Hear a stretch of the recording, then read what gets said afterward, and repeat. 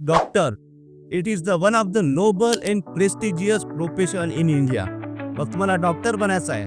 मग डॉक्टर बनायचं तर कोणती परीक्षा द्यावं लागेल? त्या परीक्षेचा एक्झाम पॅटर्न काय? ती परीक्षा कशी असेल? आणि त्या परीक्षे थ्रू तुम्हाला कुठल्या अभ्यासक्रमाला ॲडमिशन मिळेल? मग भारतामध्ये गव्हर्नमेंटचे कॉलेज किती? प्रायव्हेटचे कॉलेज किती?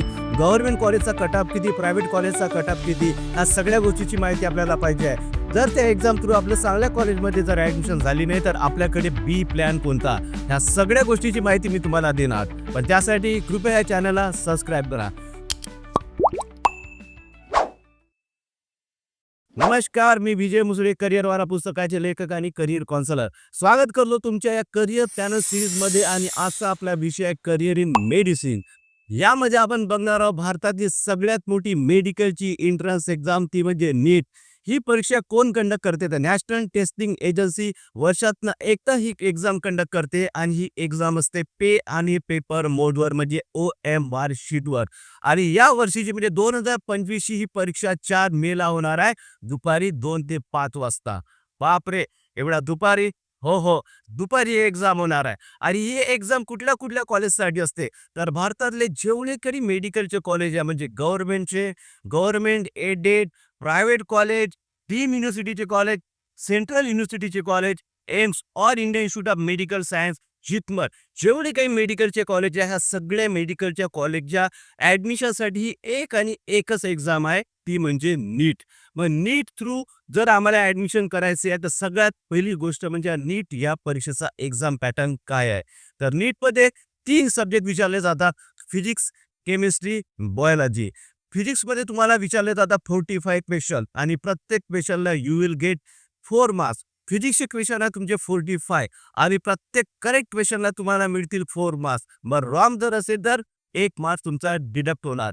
केमिस्ट्रीसाठी 45 क्वेश्चन इंटू 4 मार्क्स, रॉंग जर असेल तर 1 मार्क्स कमी होणार. तिसरा सब्जेक्ट म्हणजे तुमचा बायोलॉजी. बायोलॉजी 2 पार्टमध्ये डिवाइड झाला आहे. पहिला म्हणजे बॉटनी आणि तुमचा झुलॉजी. बॉटनीला परत 45 क्वेश्चन्स आणि झुलॉजीला पण 45 क्वेश्चन, म्हणजे टोटल बायोलॉजीचे क्वेश्चन झाले तुमचे 90. आणि प्रत्येक क्वेश्चनला राईट असेल तर 4 मार्क्स, जर चुकलं असेल तर 1 मार्क्स मायनस होणार. म्हणजे ही टोटल परीक्षा तुमची झाली 720, म्हणजे 720 मार्क्सची तुमची टोटल परीक्षा झाली. आणि क्वेश्चन झाले तुमचे 180, म्हणजे 180. आणि हे सगळे क्वेश्चन तुम्हाला विचारले जाणार आहे. MCQ म्हणजे मल्टिपल चॉईस क्वेश्चन असणार आहे. आणि एक्झामला टाइम असणार आहे 3 तास. तर 3 तासामध्ये हे सगळे प्रश्न तुम्हाला सोडवायचे आहे. या परीक्षेसाठी बायोलॉजीवर जास्तीत जास्त वेटेज आहे. आणि ज्या विद्यार्थ्याने बायोलॉजीवर जास्तीत जास्त मेहनत केली, तर या एक्झाममध्ये सक्सेस रेशो तुमचा जास्त होऊ शकतो. तर या एक्झामची इलिजिबिलिटी काय? तर तुम्ही 12वी नंतर ही एक्झाम देऊ शकता. तुमचं जो बोर्ड आहे, एक तर CBSE असेल किंवा स्टेट बोर्ड असेल, कुठल्या बोर्डमध्ये तुम्हाला जनरल कॅटेगरीमधून तुम्ही जर असणार, तर कमीत कमी त्या बोर्डच्या एक्झाममध्ये तुमचे 50% मार्क्स असणं गरजेचं आहे. आणि तुम्ही अदर दॅन जनरल कुठल्या कॅटेगरीमध्ये असाल, तर तुम्हाला 40% मार्क्स तुमच्या बोर्डच्या एक्झाममध्ये असणं आवश्यक आहे. मग तुमची ॲडमिशन होणार आहे ती केवळ आणि केवळ नीटमध्ये तुमची स्कोरिंग किती आहे त्या बेसिसवरच. तर या एक्झाम थ्रू वेगवेगळे मेडिकलचे कोर्सेस कोणते? जर तुम्हाला माहिती आहे सगळ्यांचा आवडता कोर्स, म्हणजे प्रत्येकाचं स्वप्न आहे, प्रत्येकाचा ड्रीम आहे की मला MBBSच पाहिजे. तर या एक्झाम थ्रू पहिला जो कोर्स आहे त्याला जास्त मार्क्स मिळणार, त्याला मिळणार MBBS. आणि MBBSचं ड्युरेशन काय आहे? तर MBBSची जी काही डिग्री आहे, MBBSला ॲडमिशन झाल्यानंतर त्या MBBSच्या डिग्रीचं ड्युरेशन काय? MBBSचं अकॅडमिक ड्युरेशन म्हणजे शैक्षणिक वर्ष 4.5 वर्षाचं असतं. आणि इंटर्नशिप 1 वर्ष, म्हणजे टोटल 5.5 वर्षाचं MBBS असतं. ह्या एक्झामचा दुसरा कोर्स तो म्हणजे BDS, bachelor of dental surgery, जे 4 वर्षाचं असतं अकॅडमिक इयर. आणि 1 वर्षाचे त्याचं इंटर्नशिप असतात, म्हणजे टोटल 5 वर्षाचा तुमचा कोर्स झाला. या एक्झाम थ्रू तिसरा जो कोर्स आहे तो असतो BAMS, bachelor of Ayurvedic medicine in surgery, 4.5 वर्ष आणि 1 वर्ष इंटर्नशिप, असे 5.5 वर्षाचा कोर्स. त्यानंतर BHMS, bachelor of homeopathy medicine and surgery, 4.5 वर्षाचं अकॅडमिक्स आणि 1 वर्षाची इंटर्नशिप, असं 5.5 वर्षाचा कोर्स. यामध्ये 2 कोर्स असे आहेत की BSMS आणि BUMS. हे नाव ऐकलं आहे, हे कोर्स कुठले आहे, की अरे ह्या कोर्सबद्दल आपल्याला माहिती आहे का? तर BSMS म्हणजे बॅचलर ऑफ सिद्धा मेडिसिन अँड सर्जरी, BUMS म्हणजे bachelor of Unani medicine in surgery. या कोर्सची डिमांड भारतातल्या काही भागात आहे, पण जे बाकीच्या जनरल कोर्स एवढी डिमांड यांची नाही आहे. पण बाकीच्या जगामध्ये खूप ठिकाणी या कोर्सला डिमांड आहे आणि भारतात सुद्धा काही ठिकाणी या कोर्सला डिमांड आहे. या कोर्सचं ड्युरेशन म्हणजे 4.5 वर्षाचं अकॅडमिक्स आणि 1 वर्षाचं इंटर्नशिपमध्ये 5.5 वर्ष.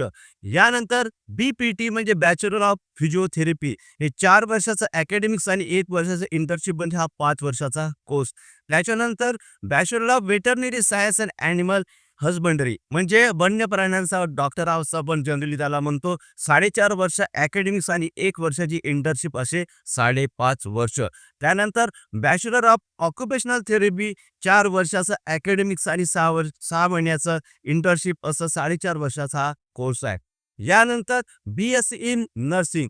पण आपल्याला माहीत आहे की भारतामध्ये असे काही सिलेक्टेड कॉलेज आहे ज्यांना बी-एस-सी नर्सिंग जर करायचं असेल त्या कॉलेजमधनं तर नीटचा स्कोर ते बघतात. यानंतर बी-एस-सी नर्सिंग पण भारतात असे सिलेक्टेड कॉलेज आहे ज्या कॉलेजमध्ये ॲडमिशनसाठी बी-एस-सी नर्सिंगच्या ॲडमिशनसाठी ते नीट मागतात. अदरवाईज महाराष्ट्रामध्ये असं काही नाही आहे. महाराष्ट्रामध्ये नीट थ्रू तुमचं बी-एस-सी नर्सिंगला ॲडमिशन होत नाही. तर महाराष्ट्रामध्ये जर तुम्हाला बी-एस-सी नर्सिंगला ॲडमिशन जर पाहिजे असेल तर महाराष्ट्र गव्हर्नमेंटची एम-एस-टी सी-ई-टी इन नर्सिंग ही परीक्षा द्यावं लागेल. त्याच्यामधनं तुमचं बी-एस-सी नर्सिंगला ॲडमिशन होईल. जी बी-एस-सी नर्सिंगची डिग्री 4 वर्षाची आहे. तर मित्रांनो या व्हिडिओमध्ये एवढंच. पुढच्या व्हिडिओमध्ये आपण बघूया की नीट थ्रू किती कॉम्पिटिशन आहे. नीट थ्रू महाराष्ट्र गव्हर्नमेंट किंवा बाकीच्या ठिकाणी किती सीट्स आहे, एम-बी-बी-एसच्या सीट्स किती आहे, बी-डी-एसच्या सीट्स किती आहे किंवा बाकीच्या कोर्सेससुद्धा सीट्स किती आहे, त्यामध्ये प्रायव्हेटच्या सीट्स किती, गव्हर्नमेंट कॉलेजच्या सीट्स किती, प्रायव्हेट कॉलेजमध्ये किती पैसे लागतात ॲडमिशनसाठी आणि गव्हर्नमेंट कॉलेजच्या काय रिजनेबल फीज असतात, या सगळ्या गोष्टीबद्दल आपण माहिती घेणार आहोत. सोबतच जर नीट थ्रू जर आपलं सिलेक्शन होत नसेल तर दुसरे अलाइड कोर्सेस कुठले आहेत जेणेकरून तुम्ही मेडिकल सेक्टरमध्ये एक चांगलं करिअर करू शकता. अशा सगळ्या प्रकारची माहिती मिळण्यासाठी या चॅनलला सबस्क्राईब करा. तोपर्यंत नमस्कार.